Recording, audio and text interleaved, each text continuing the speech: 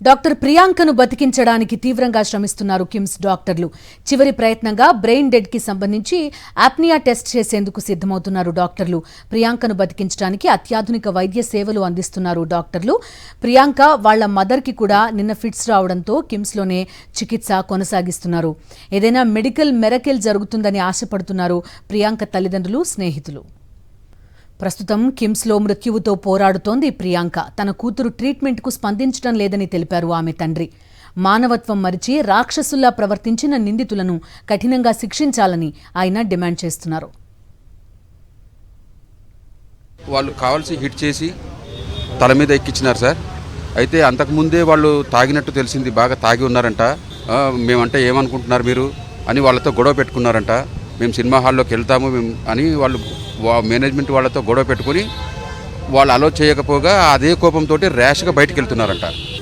వాళ్ళపైన గొడవ పడి వచ్చిన అదే మూడ్లో అదే కోపంతో వీళ్ళు గేట్ దగ్గర వచ్చి ర్యాష్గా డ్రైవ్ చేశారు. ఆగి ఒకసారి హిట్ చేసినారు. హిట్ చేసిన తర్వాత ఆగకుండా మళ్ళీ హిట్ చేసి ఒక రాక్షసుల్లాగా ప్రవర్తించి అమ్మాయి తలపైన కారు ఎక్కించుకొని లెఫ్ట్ టర్న్ తీసుకుని వెళ్ళిపోయారు సార్. దొరకకుండా ఆగకుండా కొంచెం కూడా రెస్పాన్సిబిలిటీ లేకుండా రాక్షసుల్లాగా ప్రవర్తించినారు సార్. వాళ్ళు మనుషుల, పశువుల, కనీసం మానవత్వం వాళ్ళకు ఉందా లేదా, వాళ్ళు మనుషులేనా? ఇప్పుడు ప్రజెంట్ కండిషన్ అయితే చాలా క్రిటికల్ కండిషను, బతికే హోప్స్ ఏమీ లేవని చెప్తారు. అక్కడ జరిగిన ప్రవర్తనలు అయితే వాళ్ళు మనుషులు కాదు, రాక్షసంగా వాళ్ళు ప్రవర్తించినారు. మనుషులని ఇంత దారుణంగా చంపడం చాలా క్రూరాతి క్రూరం సార్.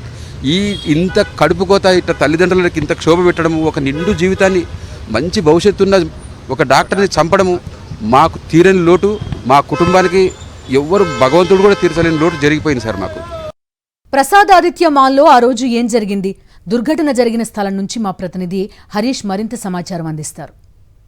రాజమండ్రిలో ఈ నెల 3వ తేదీన చోటు చేసుకున్న దురదృష్టమైన ఘటన, డాక్టర్ ప్రియాంకను కారుతో గుద్దించి అచేతనంగా మార్చిన ఘటన ఇక్కడే జరిగింది, ప్రసాదిత్య మాల్లో. ఇది ఏవి అప్పారావు రోడ్లో ఉంటుంది.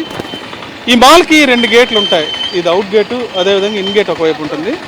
ఇక్కడ థియేటర్లు 6 థియేటర్లు కూడా ఉన్నాయి మాల్తో పాటు. ఈ థియేటర్లకు వచ్చిన వాళ్ళంతా ఇన్ గేట్, ఆ కారు లోపలికి వెళ్ళే రూట్లో ఇన్ గేట్ లోపలికి వెళ్తారు. అండర్ గ్రౌండ్ పార్కింగ్ ఉంటుంది 2 ఫ్లోర్లో. మరోవైపు అవుట్ గేట్ ఉంటుంది. సినిమా హాల్ విడిచిపెట్టినా సరే, అదేవిధంగా మాల్లో వాళ్ళంతా బయటికి వాహనాలతో వెళ్ళాలన్నా సరే ఈ అవుట్ గేట్ గుండానే బయటకు వెళ్లాల్సిన పరిస్థితి. ఈ సంఘటన జరిగిన రోజు కూడా రాత్రి 9:30 అవుతుంది. అదేవిధంగా ప్రియాంక, ఆమె స్నేహితుడు సాయి ఉమేష్ కూడా ఇక్కడి నుంచే స్కూటీ మీద ఈ అవుట్ గేట్ నుంచి బయటకు వచ్చే పరిస్థితి, ఇటే వస్తున్నారు. వాళ్ళ వెనకాలే ఎవరైతే నిందితులు ఉన్నారో ఆండ్రూ జోసెఫ్, అదేవిధంగా ధన్వంత్, వాళ్ళు ప్రయాణిస్తున్న నెక్సాన్ వ్యాన్ కూడా ఇక్కడే ఇక్కడే చూడొచ్చు. ఇక్కడున్న సీసీ కెమెరాలో మొత్తం రికార్డ్ అయింది. ఆ రోజు సంఘటన జరిగే రోజు కూడా ఒక్కసారిగా మొదటిసారి దగ్గరికి రావటం, వాళ్ళు బ్రేక్ వేయటం, ఆ స్కూటీకి ఈ వాహనం తగలటం జరిగింది. దాంతో ప్రియాంక సీరియస్గా ఈ వాహనంలో ప్రయాణిస్తున్న వాళ్ళపై కూడా చూడటం జరిగింది. రెండోసారి కూడా అదే జరిగింది. మూడోసారి ఒక్కసారిగా అప్పటికే మద్యం మత్తులో తీవ్రస్థాయిలో ఉన్న వాళ్ళిద్దరూ ఆ వాహనాన్ని ఒక్కసారిగా ఇదే రూట్లో ఒక్కసారిగా ఉరికించి ఈ ఏదైతే వాళ్ళు ప్రయాణిస్తున్న స్కూటీ ఉందో దాని మీద నుంచి వెళ్ళిపోవడం జరిగింది. దాంతో ప్రియాంక తీవ్ర గాయాలు పాలైంది, హెడ్ ఇంజరీ జరిగింది. ఇలా జరిగిన వెంటనే కనీసం అది కూడా పట్టించుకోకుండా ఆ వాహనం ఇలా ఎడమ వైపు తిరిగిపోయింది. ఒక్కసారిగా ఎంత స్పీడ్తో తిరిగిందంటే సీసీ ఫుటేజ్లోనే ఆ వాహనం చాలా స్పీడ్గా ప్రయాణించినట్టయితే మనకు కనిపిస్తుంది. ఇలా ఒక్కసారిగా తీసుకుని కనిపించకుండా పోయారు. ఈలోపు ఇక్కడే ప్రియాంక పడిపోయింది. వెంటనే ప్రియాంకతో పాటు ఉన్న స్నేహితుడు సాయి ఉమేష్, అదేవిధంగా స్థానికులు రోడ్డుపై వెళ్తున్నట్టు కూడా ఒక్కసారిగా ఆమె తీసుకుని స్థానికంగా స్వతంత్ర ఆసుపత్రికి తీసుకువెళ్ళడం అయితే జరిగింది.